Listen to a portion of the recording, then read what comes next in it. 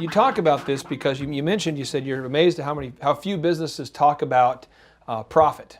And as you know, one of the things that eats away at profit is not having processes in place. You said having too many people doing things that shouldn't be needed, or the example you gave with the bookkeeper, she's wasting her time doing stuff, credit checks she doesn't need to be doing.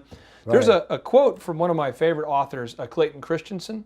He's a Harvard business professor, and basically what he says, in a startup company where there are no processes in place to get things done, then everything that is done must be done by individual resources. In this circumstance, it would be risky to draft someone with no experience to do the job. And basically what he's saying is, you can't even hire people if there's no processes. It just becomes a cluster of craziness, right? No. You have to be consistent. When did your business get big enough where you started making processes and documenting things? How big did it get before you started doing that? I think it was from the very beginning. I got into the habit, for example, if I made a deal, I always confirmed the deal by returning email or mail or whatever happened to exist at that time. And I put just the solid details that, gee, thanks for the order, really appreciate it. We'll be able to deliver by such and such a date.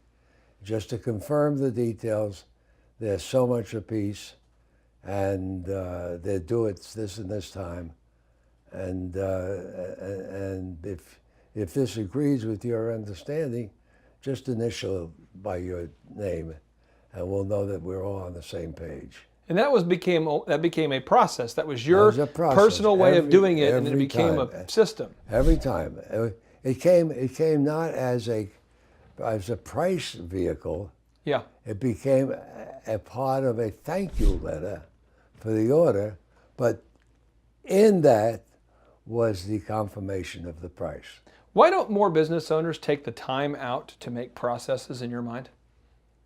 Afraid, fear. Fear is one of the worst things in business. I think I've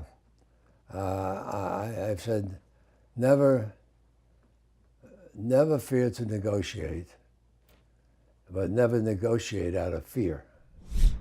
You make a deal, it's a good deal, and the best example I can think of this is when I sold the company.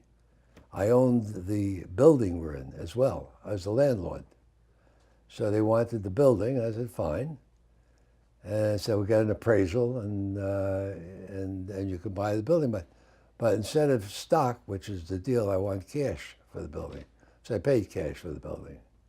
Fine, fair enough. Except when I went to sign the document, they had the building thrown in with the being paid for by the other company's stock. I said, no, we said cash, and I'm not renegotiating. And he said, well, it doesn't work for us that way. I said, well, I'm sorry, then I guess we're gonna have to forget it. And the guy looked at me in astonishment. He said, you mean you blow this whole deal just because of that? The whole cash, there were millions of dollars involved. The building was assessed at $90,000. $90,000, which was pretty good because I bought it 2 years earlier at 80, something like that. So it's not, I wouldn't take it. He said, what can we do? I said, just keep it going. I'll be the landlord. And you pay the rent, the same as the company pays the rent now. Yeah.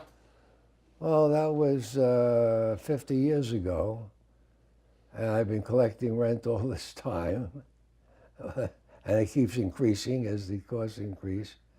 And last year, my company decided that they would need more room, that they absolutely had to have a bigger building. So they came in, move, I'll sell the building. So they moved. This is the punchline. They wouldn't give me the $90,000. I sold the building for $4.2 million. Boom! That's a good one, huh? Just last year.